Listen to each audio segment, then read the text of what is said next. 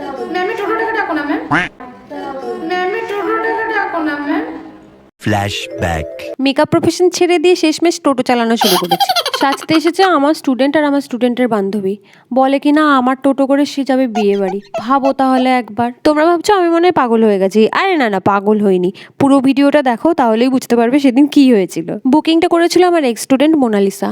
তো সেই দিন ছিল অসম্ভব মানে অসহ্যকর গরম। এখন বুঝতেই পারছো বৈশাখ মাস কি লেভেলের গরম পড়েছে। যদিও আমার স্টুডিওতে বুকিংটা ছিল বলে আমি অতটা বুঝতে পারিনি, কারণ আমাকে বাইরে বেরোতে হয়নি। তো যাই হোক, ও যথারীতি একদম সময় মতো চলে আসে আমার স্টুডিওতে।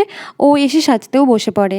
তো আমি ওকে সাজানো শুরু করি। সাজাতে সাজাতে আমাদের যেহেতু আমি ভিডিও বানাচ্ছিলাম, তো সেই কারণে আমার একটু টাইম লেগেছে সাজাতে, নয়তো খুব বেশি আমার সময় লাগে না। তো আমাকে বলেছিল যে ম্যাম আমি পুরোপুরি তোমার উপরে ছেড়ে দিলাম, তুমি যেমন ভালো বোঝো আমাকে মেকআপটা করে দাও। সত্যি বলছি, এরকম যখন কেউ বলে না, সত্যি আমরা মন থেকে একদম ভেতর থেকে সুন্দর করে মন খুলে সাজাতে পারি। আর যখন কেউ বলে না এটা করো না ওটা করো না, সত্যি একটা ভয় কাজ করে। সেই ক্ষেত্রে না সাজানোটা যদিও হয়, কিন্তু আমাদের মনের মতো না হলে না সেই রকমভাবে আমরা খুশি হতে পারি না। আর যখন ক্লায়েন্ট বলে না যে একদম তোমার মনের মতো করে সাজাও, সেই ক্ষেত্রে কিন্তু আমাদের সাজানোটা অনেক বেশি সুন্দর হয়। আমি ওকে বলি আমার স্টুডিও থেকে যখন বেরোবি তখন কিন্তু এসি গাড়ি করে বিয়েবাড়িতে যাবি, আর ওখানে বিয়েবাড়িতে গিয়েও কিন্তু এসি রুমেই থাকিস, তাহলে কিন্তু মেকআপটা অনেকটা লং লাস্টিং হবে আর মেকআপে কোনো সমস্যা দেখা যাবে না, ঘামও হবে না তোর। তো ও বলে হ্যাঁ ম্যাম ঠিক আছে, আমি তাই চেষ্টা করব, যতটা পারি আমি চেষ্টা করব। তো ওর বাবাকে বলে যে তুমি বাবা নিতে এসো আমাকে, আমি ম্যামের এখান থেকে তোমার গাড়ি করে যাব। ওর বাবা বলে হ্যাঁ ঠিক আছে। তো ওর কিছু বান্ধবীও ওর সঙ্গে যাওয়ার কথা ছিল। এবার 7:30 থেকে কাকুর ফোন আসা শুরু হয়। ঠিক 7:30টাও না, 7টা থেকে ফোন করে যে কখন আসবো তোকে নিতে, কারণ কাকুর মনে অন্য কোনো কাজ ছিল। এবার ও বলল যে বাবা 8টার সময় আমি বেরোবো। এবার 7:30টার সময় কখন আসবি, কখন আসবি বারবার ফোন করে ওকে বারবার বলে যাচ্ছে। এবার আমি ওকে বলি মোনালিসা যেহেতু আমি অ্যাডভান্স হেয়ার স্টাইল করছি তাহলে কিন্তু মনে হয় একটু টাইম লাগবে। তো ওর বাবাকে ও ফোন করে বলে বাবা একটু আমাদের টাইম লাগবে। আর ওর বাবার যত সম্ভব কোনো একটা মানে দরকারি কাজ ছিল, ওর বাবা বারবার ওকে বলে যাচ্ছে, আর ও না ভীষণ রেগে গেছে। এবার ও বলছে আমি তোমার সঙ্গে যাব না। এবার ও বলছে আমি যাবোই না তোমার সঙ্গে। এইদিকে ওর কতগুলো বান্ধবী ওর সঙ্গে যাওয়ার কথা ছিল, তারাও ওয়েট করছে যে কিভাবে তাহলে যাব। তারপরে আমি ওকে বলি মোনালিসা তুই চিন্তা করিস না, আমার একটা চেনা জানা টোটোওয়ালা কাকু আছে, আমি তাকে ফোন করব, ফোন করে দেবো, উনি তোকে নিয়ে যাবে। ও নিশ্চিন্ত হয়ে যায়, ঠিক আছে ম্যাম তাহলে তুমি টোটোতে ফোন করে দিও, আমি তাহলে ওইভাবে চলে যাব। আমি বললাম হ্যাঁ ঠিক আছে কোনো ব্যাপার না। তারপরে যখন মেকআপের একদম শেষ পর্যায়ে তখন আমাকে বলছে ম্যাম তুমি তাহলে তোমার টোটোটাকে ফোন করে দাও। আর ওটা নিয়েই আমি ওকে একটু মজা করলাম আর কি। তবে হ্যাঁ, যারা এই কাঠফাটা গরমেও এই রোদে পুড়ে তেতে এত পরিশ্রম করছে, তাদেরকে সত্যি আমি আমার তরফ থেকে সেলুট জানাই। সত্যি তাদের পরিশ্রম দেখে ধন্য হয়ে যাই যে এত পরিশ্রমও করতে পারে সংসারের জন্য। বেশিরভাগ ক্ষেত্রে পুরুষ মানুষ এত বেশি পরিশ্রম করে, যারা রিক্সা চালায়, যারা টোটো চালায়, যারা মাছ বিক্রি করতে আসছে, সবজি বিক্রি করতে আসছে, সত্যি তাদেরকে না আমার তরফ থেকে অনেক অনেক অনেক সেলুট।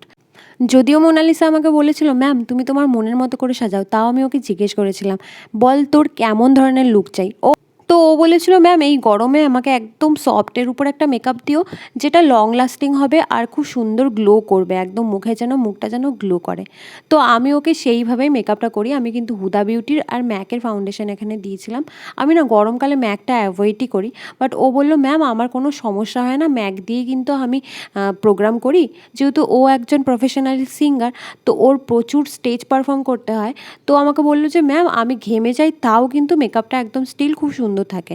তাই আমি বললাম ঠিক আছে, ম্যাক আর হুদা বিউটি দিয়েই কিন্তু আমি ওর মেকআপটা করেছিলাম। আর আইটা একদম ব্রাউনের ওপর একটা সফট স্মোকি করেছিলাম, আর খুব হালকা একটা মেকআপ করেছিলাম, যেটা মানে বসার পর মনে হচ্ছিল না যে ও মেকআপ করেছিল। ওকে একটা ব্রাউন একদম সফট ব্রাউন স্মোকি একটা আই মেকআপ করেছিলাম, ওর একদম সফট একটা আই মেকআপ। আর হচ্ছে ও খুব একটা বেশি কাজল পরে না, তাই একদম লাইট ওকে কাজল দিয়েছিলাম। আর লাইনারটা আমি কিন্তু মোটা করেছিলাম। মোটা করার একটাই কারণ, কাজল যেহেতু আমি একদম সরু দিয়েছি তাই আমি একটু আইলাইনারটা মোটা করে রেখেছিলাম। আর অ্যাডভান্স হেয়ার স্টাইল আমি ওকে করেছিলাম। টিকলিটা যদিও ও প্রথমে আনেনি, তো আমি দেখছিলাম যে সিথিটা একদম খালি খালি লাগছে।